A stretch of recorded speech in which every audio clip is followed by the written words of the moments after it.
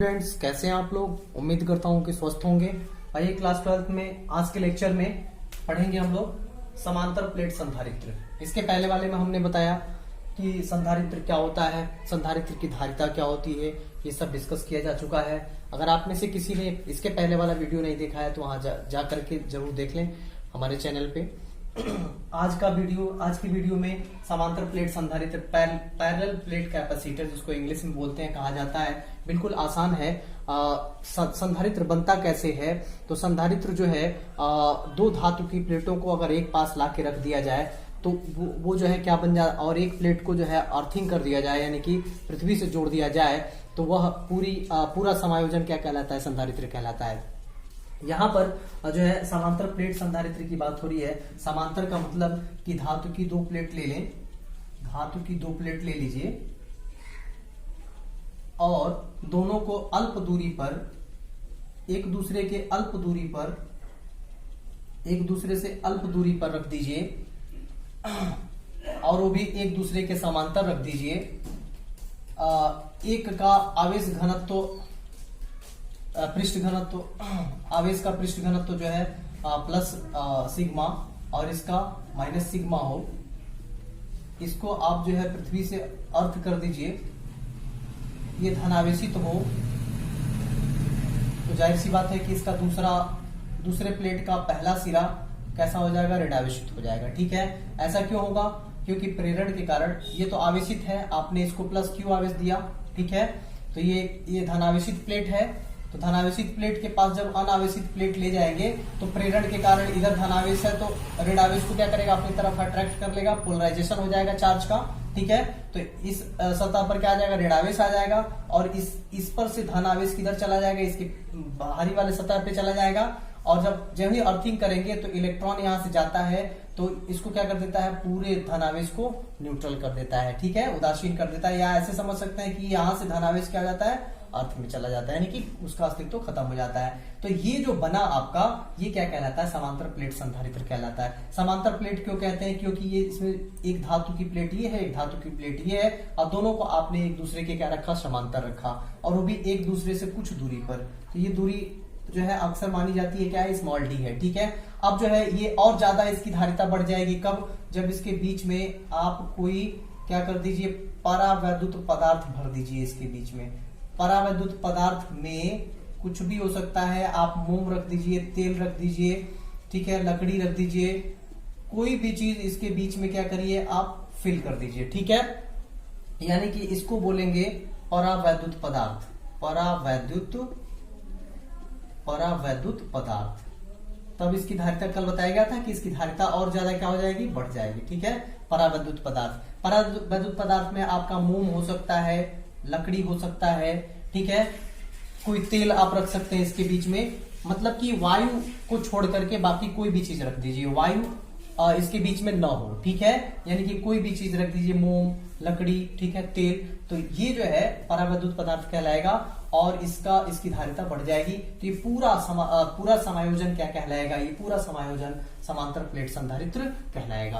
अब बात आती है कि इस समांतर प्लेट संधारित्र की धारिता हम कैसे निकालें। ठीक है, इस समांतर प्लेट संधारित्र की धारिता हम कैसे निकालें, तो आइए जो है सोचते हैं। समांतर प्लेट संधारित्र की धारिता निकालने के लिए सबसे पहले हमको क्या मानना होगा कि समांतर प्लेट संधारित्र लेना होगा। तो समांतर प्लेट संधारित्र में दो प्लेटें होती हैं, एक दो देख रहे हैं। ठीक है, ये प्लेट 1 और ये प्लेट 2। तो अब इसमें मान लिया जाए कि एक धातु की प्लेट X है और दूसरी धातु की प्लेट क्या है, Y है, और दोनों को एक दूसरे के क्या रखा गया, समांतर अल्प दूरी पे रखा गया, और वह दूरी कितनी है, स्मॉल डी है। ठीक है, और एक प्लेट का क्षेत्रफल कितना है, A है, दूसरे प्लेट का भी क्षेत्रफल कितना होगा, A होगा, क्योंकि समांतर प्लेट संधारित्र में दोनों प्लेटों का क्षेत्रफल क्या होता है, समान होता है। एक चीज और यहां जानने की आपको जरूरत है, अभी जो है समांतर प्लेट संधारित्र की धारिता निकालने से पहले, कि समांतर प्लेट संधारित्र तो आप पढ़ रहे हैं, लेकिन संधारित्र कितने प्रकार का होता है, संधारित्र जो है कितने प्रकार का होता है, उसमें से एक प्रकार आपके कोर्स में है समांतर प्लेट संधारित्र। तो समांतर प्लेट संधारित्र जो है, देखिए वैसे तो आकार के हिसाब से चालक के आकार के हिसाब से डिसाइड किया जाता है कि जो है कितने प्रकार का हो सकता है। ठीक है, तो यानी कि संधारित्र कई प्रकार का हो सकता है। जैसे मान लीजिए कि आप धातु की प्लेट अगर गोल ले रहे हैं, गोलाकार ले रहे हैं, ठीक है, दो गोलाकार धातु की प्लेट ले लीजिए, एक दूसरे को अल्प दूरी पे रख दीजिए ले आके, ठीक है, और एक को क्या करिए अर्थिंग कर दीजिए, यानी कि पृथ्वी से क्या कर दीजिए जोड़ दीजिए, तो ये पूरा समायोजन क्या कहलाएगा, संधारित्र कहलाएगा। लेकिन कैसा संधारित्र कहलाएगा, तो गोलीय संधारित्र कहलाएगा, क्योंकि जो आपकी चालक प्लेट है वो कैसा है, गोल है, तो आप नाम क्या रखेंगे, गोलीय संधारित्र। ठीक है, अब मान लीजिए कि आपने बेलनाकार ले लिया, चालक कैसा ले लिया, बेलनाकार ले लिया। जैसे कि ये हमारा क्या है, मार्कर है, तो मार्कर कैसा है, सिलेंड्रिकल है, बेलनाकार है। तो ऐसे ही इतने ही क्षेत्रफल का, ठीक है, इतनी ही लंबाई का एक और आप जो है बेलनाकार चालक इसके पास लाके रख दीजिए, इनके बीच की दूरी अल्प हो, और एक को क्या करिए अर्थिंग कर दीजिए, एक को अर्थिंग कर दीजिए यानी पृथ्वी से जोड़ दीजिए, तो क्या बन जाएगा, ये बेलनाकार संधारित्र कहलाएगा। क्यों, क्योंकि इसमें प्लेट कैसी है भाई, बेलनाकार है, तो ये संधारित्र क्या कैसा होगा, बेलनाकार संधारित्र कहलाएगा। ऐसे ही जो है आयताकार प्लेट आप ले रहे हैं तो आयताकार संधारित्र हो जाएगा। कहने का मतलब ये है कि आप प्रकार बना सकते हैं, यानी कि प्लेट आपका जैसा रहेगा, जिस आकार का रहेगा, वही जो है संधारित्र का नाम होगा। तो यहाँ पर जो है हम लोगों ने जो है ये आयताकार एक तरह से कह सकते हैं कि हम लोगों ने जो है संधारित्र लिया है और दोनों के एक दूसरे के क्या रखा है, समांतर रखा है, इसलिए इसका नाम क्या पड़ा है, समांतर प्लेट संधारित्र। ठीक है, ये एक तरह का प्लेट है। ठीक है, अब यहां से जो है अब आगे बढ़ते हैं, समांतर प्लेट संधारित्र की धारिता कैसे निकालें। तो अभी हमने कहा कि समांतर प्लेट संधारित्र की धारिता निकालने के लिए आप जो है संधारित्र में दो प्लेटें होती हैं, तो मान लेंगे कि संधारित्र की एक प्लेट x है और दूसरी प्लेट क्या है, y है। पहले प्लेट को हमने प्लस q आवेश दिया, तो प्रेरण के कारण दूसरे प्लेट के अंदर वाली सतह पर ऋणावेश उत्पन्न हो जाएगा और बाहरी वाले सतह पे क्या हो जाएगा, धनावेश उत्पन्न होगा। और वाई प्लेट को हम क्या करेंगे, पृथ्वी से अर्थ कर देंगे, जिसकी वजह से वहां से धनावेश क्या हो जाएंगे, खत्म हो जाएंगे, और जो है इस प्रकार ये क्या बन जाएगा, एक संधारित्र बन जाएगा। ठीक है, और प्लेट का क्षेत्रफल मान लेते हैं कि ए है, तो दोनों प्लेट का क्षेत्रफल क्या होगा, ए होगा, बिकॉज कि दोनों प्लेट का क्षेत्रफल बराबर होना चाहिए, एक जैसे होता है तभी संधारित्र बन पाएगा। ठीक है, अब जो है तो इसी का अगर हम लोग फिगर यहाँ पे बनाए तो इसमें माना गया है कि एक प्लेट x है और दूसरी प्लेट क्या है, y है। दूसरी प्लेट y है, इसका क्षेत्रफल a है, इसका भी क्षेत्रफल क्या होगा, a ही होगा। इनके बीच की दूरी कितनी है, तो इनके बीच की दूरी माना गया है स्मॉल d है, और इसको प्लस q आवेश दिया जाता है, जिससे इसके इस वाले सतह पर प्लस q आवेश आ जाता है। प्रेरण के कारण, ये भी चूंकि धातु है तो प्रेरण के कारण इसके अंदर वाली सतह पर, प्रेरण के कारण इसके अंदर वाली सतह पर कौन से आवेश आ जाएंगे भाई, ऋणावेश आ जाएंगे, और बाहर वाले सतह पे क्या आएंगे, धनावेश आ जाएंगे। इनको पृथ्वी से आप क्या करिए, अर्थ करा दीजिए। ठीक है, तो ये धनावेश क्या हो जाएंगे, पृथ्वी में चले जाएंगे, या पृथ्वी से ऋणावेश आप मान सकते हैं कि जाकर के और धनावेश को न्यूट्रल कर देंगे। ठीक है, अब इसके बीच में मान लिया कि अभी क्या है, वायु है, क्या है, वायु या निर्वात है। ठीक है, अब बात कर लेते हैं कि वैद्युत क्षेत्र की दिशा तब क्या होगी। भाई विभव तो उत्पन्न होगा ना, विभव उत्पन्न होगा, वैद्युत क्षेत्र भी होगा। तो वैद्युत क्षेत्र की दिशा बताया गया था धन से ऋण की तरफ होती है, तो वैद्युत क्षेत्र की दिशा ये होगी। इसमें वैद्युत क्षेत्र मान लेते हैं कितना है, ई है। ठीक है, अब जो है यानी कि इस पर प्लस क्यू आवेश होगा, तो इस पर कौन सा आवेश होगा, माइनस क्यू होगा। ठीक है, वैद्युत क्षेत्र इसके बीच में कितना है, ई है। आवेश घनत्व अगर माने तो इसका आवेश घनत्व प्लस सिग्मा और इसका आवेश घनत्व कितना होगा, माइनस सिग्मा। ठीक है, तो ये पूरा समायोजन क्या कहलाएगा, समांतर प्लेट संधारित्र कहलाएगा। ये बात यहाँ पे सारी चीजें लिखी गई हैं। ठीक है, अब इसके बाद से हम लोग क्या निकालेंगे, इसके बाद से निकालेंगे प्लेटों के मध्य विद्युत क्षेत्र कितना होगा। तो इन दोनों प्लेटों के मध्य वैद्युत क्षेत्र कितना होगा, प्लेटों के मध्य लिखेंगे, प्लेटों के मध्य वैद्युत क्षेत्र, प्लेटों के मध्य वैद्युत क्षेत्र ई बराबर बताया गया था फार्मूला आप लोगों को सिग्मा अपॉन एप्सिलॉन नॉट, याद करिए। पहले वाले वीडियो में ये बता दिया गया है आप लोगों को कि ये जो है ये होता है सिग्मा अपॉन एप्सिलॉन नॉट, ठीक है।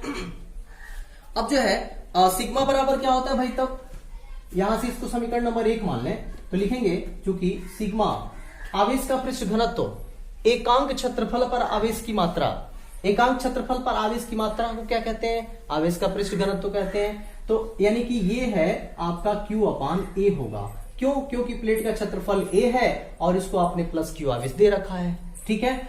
तो यानी कि एकांक क्षेत्रफल पर आवेश की मात्रा। तो अब इसी को अगर समीकरण 1 में रख दिया जाए तो क्या आएगा, समीकरण 1 से आप लिखिए, समीकरण 1 से E is equal to sigma की जगह पे हमने रख दिया Q अपान ए, अपान क्या है एप्सिलॉन नॉट।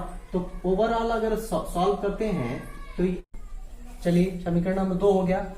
यदि ये भी मान लिया जाए, यदि दोनों प्लेट के बीच विभवांतर, यदि प्लेटों के बीच विभवांतर कैपिटल भी हो और बीच की दूरी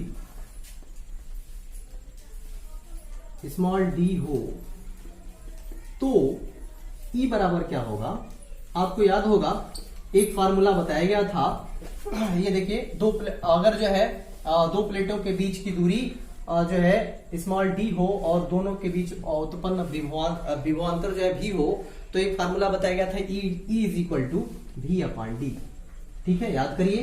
क्रॉस मल्टीप्लाई करिए जरा इस यहां से, तो V इज इक्वल टू क्या आ जाएगा, E इंटू डी आ जाएगा, ठीक है। अब जो है इसको मान लेते हैं समीकरण नंबर 3।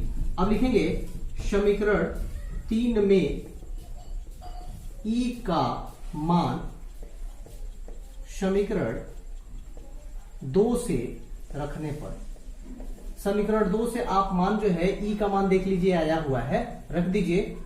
रखने पर क्या आएगा, V is equal to E के जगह पे आपको Q upon epsilon not A रख देना है, इनटू क्या आएगा D।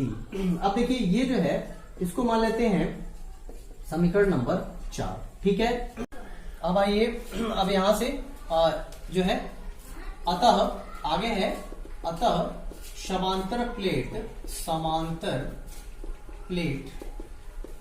संधारित्र समांतर प्लेट संधारित्र की धारिता, समांतर प्लेट संधारित्र की धारिता C बराबर क्या होता है, Q अपान V।